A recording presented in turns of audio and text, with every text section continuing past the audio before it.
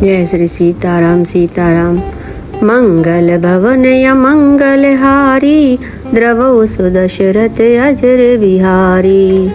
जय श्री सीताराम। तुलसीदास।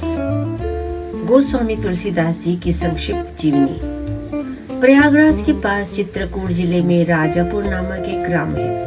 वहाँ आत्माराम दुबे नाम के एक प्रतिष्ठित सरयू पारायण ब्राह्मण रहते थे। उनकी धर्मपत्नी का नाम हुलसी था। संवत 1554 की श्रावण शुक्ला सप्तमी के दिन अद्भुत मूल नक्षत्र में इन्हीं भाग्यवान दंपत्ति के यहाँ 12 महीने तक गर्भ में रहने के पश्चात गोस्वामी तुलसीदास जी का जन्म हुआ। जन्मते समय बालक तुलसीदास जी रोए नहीं, किंतु उनके मुख से राम का शब्द निकला। उनके मुख में 32 दांत मौजूद थे। उनका डील डोल 5 वर्ष के बालक का सा था। इस प्रकार के अद्भुत बालक को देखकर पिता अमंगल की शंका से भयभीत हो गए और उसके संबंध में कई प्रकार की कल्पनाएं करने लगे।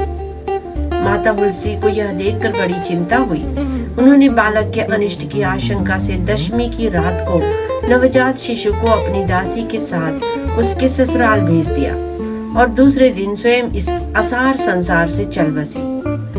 दासी ने, जिनका नाम चुनिया था, बड़े प्रेम से बालक का पालन पोषण किया। जब तुलसीदास लगभग 5.5 वर्ष के हुए, चुनिया का भी देहांत हो गया। अब तो बालक अनाथ हो गए। वह द्वार द्वार भटकने लगे। इस पर जगत जननी पार्वती को उस होनहार बालक पर दया आई। वे ब्राह्मणी का वेश धारण कर प्रतिदिन उसके पास जाती और उसे अपने हाथों से भोजन करा जाती। इधर भगवान शंकर जी की प्रेरणा से रामशैल पर रहने वाले श्री अनंतानंद जी के प्रिय शिष्य श्री नरहरयानंद जी ने इस बालक को ढूंढ निकाला और उसका नाम रामबोला रखा। वे उसे अयोध्या ले गए और वहां संवत 1561 माघ शुक्ल पंचमी शुक्रवार को उसका यज्ञोपवीत संस्कार कराया। बिना सिखाए ही बालक रामबोला ने गायत्री मंत्र का उच्चारण किया, जिसे देखकर सब लोग चकित रह गए। इसके बाद नरहरि स्वामी ने वैष्णव के 5 संस्कार करके रामबोला को राम मंत्र की दीक्षा दी और अयोध्या में ही रहकर उन्हें विद्या अध्ययन कराने लगे। बालक रामबोला की बुद्धि प्रखर थी। एक बार गुरुमुख से जो सुन लेते थे, उन्हें वह कंठस्थ हो जाता था। वहां से कुछ दिन बाद गुरु शिष्य दोनों शूकर क्षेत्र सोरो पहुंचे। वहां श्री नरहरि जी ने तुलसीदास जी को रामचरित सुनाया। कुछ दिन बाद वे काशी चले आए। काशी में शेष सनातन जी के पास रहकर तुलसीदास ने 15 वर्ष तक वेद वेदांग का अध्ययन किया। इधर उनकी लोक वासना जागृत हो उठी और अपने विद्या गुरु से आज्ञा लेकर वे अपनी जन्मभूमि को लौट आए। वहां आकर उन्होंने देखा कि उनका परिवार सब नष्ट हो चुका है। उन्होंने विधि पूर्वक अपने पिता आदि का श्राद्ध किया और वहीं रहकर लोगों को भगवान राम की कथा सुनाने लगे। संवत 1583 ज्येष्ठ शुक्ला 13 गुरुवार को भारद्वाज गोत्र की एक सुंदरी कन्या के साथ उनका विवाह हुआ और वे सुख पूर्वक अपनी नवविवाहिता वधू के साथ रहने लगे। एक बार उनकी स्त्री भाई के साथ अपने मायके चल पीछे पीछे तुलसीदास जी भी वहां जा पहुंचे। उनकी पत्नी ने उस पर उन्हें बहुत धिक्कारा और कहा कि मेरे इस हाड़ मांस के शरीर में जितनी तुम्हारी आसक्ति है, उससे आधी भी यदि भगवान में होती तो तुम्हारा बेड़ा पार हो जाता।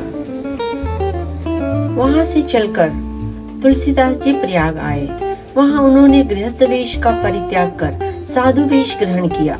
फिर तीर्थाटन करते हुए काशी पहुंचे। मानसरोवर के पास उन्हें काकभूषुंडी जी के दर्शन हुए। काशी में तुलसीदास जी राम कथा कहने लगे।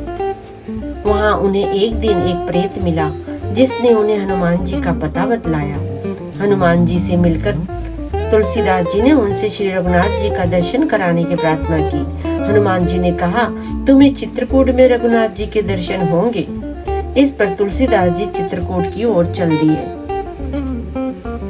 चित्रकूट पहुंचकर रामघाट पर उन्होंने अपना आसन जमाया। एक दिन वे प्रदक्षिणा करने निकले। मार्ग में उन्हें श्री राम के दर्शन हुए। उन्होंने देखा कि दो बड़े ही सुंदर राजकुमार घोड़ों पर सवार होकर धनुष बाण लिए जा रहे हैं। तुलसीदास जी उन्हें देखकर मुग्ध हो गए, परंतु उन्हें पहचान न सके। पीछे से हनुमान जी ने आकर उन्हें सारा भेद बताया तो वे बड़ा पश्चाताप करने लगे। हनुमान जी ने उन्हें सांत्वना दी और कहा, प्रातः काल फिर दर्शन होंगे। संवत 1607 की मौनी अमावस्या बुधवार के दिन उनके सामने भगवान श्री राम पुनः प्रकट हुए। उन्होंने बालक रूप में तुलसीदास जी से कहा, बाबा हमें चंदन दो। हनुमान जी ने सोचा इस बार भी वे धोखा न खा जाएं, इसलिए उन्होंने तोते का रूप धारण करके यह दोहा कहा, चित्रकूट के घाट पर भई संतन की भीड़, तुलसीदास चंदन घिसे तिलक देत रघुबीर। तुलसीदास जी इस अद्भुत छवि को निहार कर शरीर की सुधि भूल गए। भगवान ने अपने हाथ से चंदन लेकर अपने तथा तुलसीदास जी के मस्तक पर लगाया और अंतर्ध्यान हो गए। संवत 1628 में ये हनुमान जी की आज्ञा से अयोध्या की ओर चल पड़े। उन दिनों प्रयाग में माघ मेला लगा था। वहाँ कुछ दिन वे ठहर गए। पर्व के 6 दिन बाद एक वट वृक्ष के नीचे उन्हें भरद्वाज और याज्ञवल्क्य मुनि के दर्शन हुए। वहाँ उस समय वही कथा हो रही थी जो उन्होंने सूकर क्षेत्र में अपने गुरु से सुनी थी। वहाँ से ये काशी चले आए और वहाँ प्रहलाद घाट पर एक ब्राह्मण के घर निवास किया। वहाँ उनके अंदर कवित्व शक्ति का स्फुरण हुआ और वे संस्कृत में पद्य रचना करने लगे, परंतु दिन में वे जितने पद्य रचते, रात्रि में वे सब लुप्त हो जाते। यह घटना रोज घटती। 8वें दिन तुलसीदास जी को स्वप्न हुआ।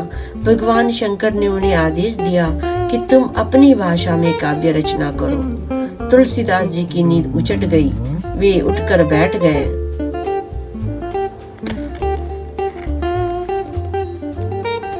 उसी समय भगवान शिव और पार्वती उनके सामने प्रकट हुए।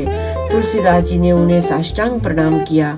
शिव जी ने कहा, तुम अयोध्या में जाकर रहो और हिंदी में काव्य रचना करो। मेरे आशीर्वाद से तुम्हारी कविता सामवेद की समान फलवती होगी। इतना कहकर श्री गौरी शंकर अंतर्ध्यान हो गए। तुलसीदास जी उनकी आज्ञा शिरोधार्य कर काशी से अयोध्या चले आए। संवत 1631 का प्रारंभ हुआ। उस साल रामनवमी के दिन प्रायः वैसा ही योग था जैसा त्रेता युग में राम जन्म के दिन था। उस दिन प्रातः काल श्री तुलसीदास जी ने श्री रामचरितमानस की रचना प्रारंभ की। 2 वर्ष 7 महीने 26 दिन में ग्रंथ की समाप्ति हुई। संवत 1633 के मार्गशीर्ष शुक्ल पक्ष में राम विवाह के दिन 7 कांड पूर्ण हो गए। इसके बाद भगवान की आज्ञा से तुलसीदास जी काशी चले आए। वहाँ उन्होंने भगवान विश्वनाथ और माता अन्नपूर्णा को श्री रामचरितमानस सुनाया। रात को पुस्तक श्री विश्वनाथ जी के मंदिर में रख दी गई। सवेरे जब पट खोला गया तो उस पर लिखा हुआ पाया गया, सत्यम शिवम सुंदरम, और नीचे भगवान शंकर की सही थी। उस समय उपस्थित लोगों ने सत्यम शिवम सुंदरम की आवाज भी कानों से सुनी। इधर पंडितों ने जब यह बात सुनी तो उनके मन में ईर्ष्या उत्पन्न हुई। वे दल बांधकर तुलसीदास जी की निंदा करने लगे और उस पुस्तक को भी नष्ट कर देने का प्रयत्न करने लगे। उन्होंने पुस्तक चुराने के लिए 2 चोर भेजे। चोरों ने जाकर देखा कि तुलसीदास जी की कुटी के आसपास 2 वीर धनुष बाण लिए पहरा दे रहे हैं। वे बड़े ही सुंदर श्याम और गौर वर्ण के थे। उनके दर्शन से चोरों की बुद्धि शुद्ध हो गई। उन्होंने उसी समय से चोरी करना छोड़ दिया और भजन में लग गए। तुलसीदास जी ने अपने लिए भगवान को कष्ट हुआ जान कुटी का सारा सामान लुटा दिया। पुस्तक अपने मित्र टोडर मल के यहाँ रख दी। इसके बाद उन्होंने एक दूसरी प्रति लिखी। उसी के आधार पर दूसरी प्रतिलिपियां तैयार की जाने लगीं। पुस्तक का प्रचार दिनों दिन बढ़ने लगा। इधर पंडितों और कोई उपाय न देख श्री मधुसूदन सरस्वती जी को उस पुस्तक को देखने की प्रेरणा की। श्री मधुसूदन सरस्वती जी ने उसे देखकर बड़ी प्रसन्नता प्रकट की और उस पर यह सम्मति लिख दी। आनंद कानने ह्यस्य मंजंग मस्तुलसीतरु आनंद कानने ह्यस्मिंजंग मस्तुलसीतरु कविता मंजरी भाति राम भ्रमर भूषिता। इस काशी रूपी आनंद वन में तुलसीदास चलता फिरता तुलसी का पौधा है। उसका कविता रूपी मंजरी बड़ी ही सुंदर है, जिस पर श्री राम रूपी भंवरा सदा मंडराया रहता है। पंडितों को इस पर भी संतोष नहीं हुआ। तब पुस्तक की परीक्षा का एक उपाय और सोचा गया। भगवान विश्वनाथ के सामने सबसे ऊपर वेद, उनके नीचे शास्त्र, शास्त्रों के नीचे पुराण,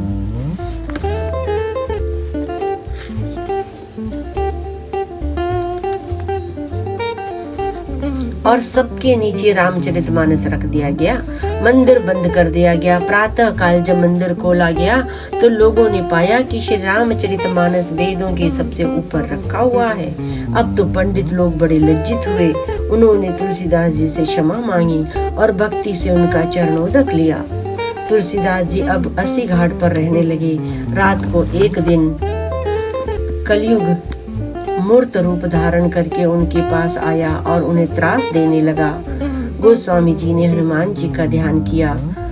हनुमान जी ने उन्हें विनय के पद रचने को कहा। इस पर गोस्वामी जी ने विनय पत्रिका लिखी और भगवान के चरणों में उसे समर्पित कर दी। श्री राम ने उस पर अपने हस्ताक्षर कर दिए और तुलसीदास जी को निर्भय कर दिया। संवत 1680 श्रावण कृष्ण तृतीया शनिवार को 80 घाट पर गोस्वामी जी ने राम राम कहते हुए अपना शरीर परित्याग किया। बोलो तुलसी भगवान की जय। हमारे लिए तो वो भगवान है, क्योंकि उन्होंने इतनी सुंदर काव्य रचना करी और उन्होंने भगवान के दर्शन भी किए।